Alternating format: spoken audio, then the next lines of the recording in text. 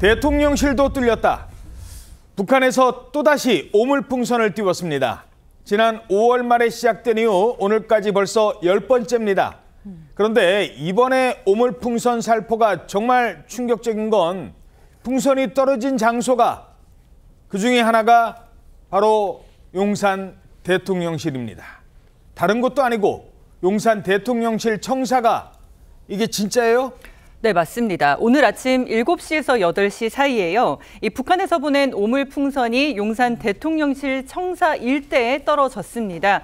대통령실에 따르면 오물풍선에 대한 모니터링을 하던 중 용산 청사 일대에서 낙하 쓰레기를 식별했고요. 화생방 대응팀의 조사 결과 물체의 위험성과 오염성이 없는 것으로 확인을 하고 수거를 했다고 밝혔습니다.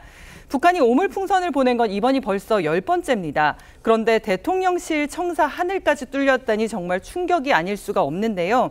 게다가 대통령실 청사뿐만 아니라 주한미군 기지에서도 오물풍선이 발견된 것으로 알려져 충격을 주고 있습니다. 자, 대통령실 청사 그리고 주한미군 기지까지 북한에서 뛰어온 알 수 없는 정체불명의 풍선에 담긴 물체가 떨어진 겁니다.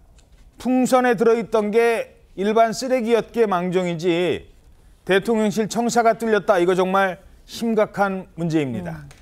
자, 그런데 경기도 광주에 떨어진 풍선에서는요. 이거 평소 보던 오물이 아닌데 오물이 아니라 이런 게 나와서 충격 주고 있습니다. 자, 저건 뭘까요? 그러니까 오늘 오전 7시 21분쯤에 경기 광주시 아파트의 놀이터에 떨어진 오물풍선인데요. 보시는 것처럼 저렇게 배선이 연결되어 있는 물체가 박스에 연결이 되어 있었습니다. 무슨 폭탄처럼도 보여요. 그렇죠. 당연히 그렇기 때문에 소방과 경찰이 현장 통제선까지 지금 설치를 하고 폭발 위험성 등에 대해서 대비를 하고 있는 상황인데요. 그동안 우리가 봐왔던 오물풍선들은 대부분 생활 쓰레기 같은 정말 오물들이 들어 있었는데 전선이 연결되어 있는 물체가 왔기 때문에 폭발 위험성 이런 부분들 때문에라도 지금 주위가 발칵 뒤집혀진 상황입니다. 실제로 정말 폭발 위험성이 있는 것인지 아니면 이 또한 오물의 한 종류인 것인지 이 부분은 지금 확인 중에 있다고 합니다. 대통령실에도 떨어지고 주한미군 이 기지에도 떨어지고 게다가 어떤 건 이게 폭발물일지도 몰라서 지금까지도 조사하고 있고 이거 상황이 정말 심각한데요.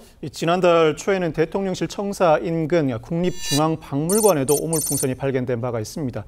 경찰에 따르면 이번에 떨어진 비닐봉지 안에는 아이스크림 봉지 등과 같은 쓰레기만 담겨 있을 뿐 위험 물질은 확인되지 않았다고 하는데 그래도 이 최고 등급의 보안 지역에까지 날아오는 오물풍선 대비가 필요해 보입니다.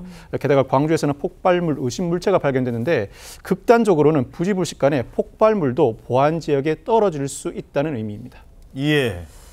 자, 북한이 왜 이렇게 벌써 10번째나 오물풍선을 잇따라 살포하는 걸까요? 그 이유는 삐라라고 불리는 대북전단 문제 그리고 우리 군에서 최근에 설치했죠. 대북 확성기 때문일 가능성으로 추정되고 있습니다.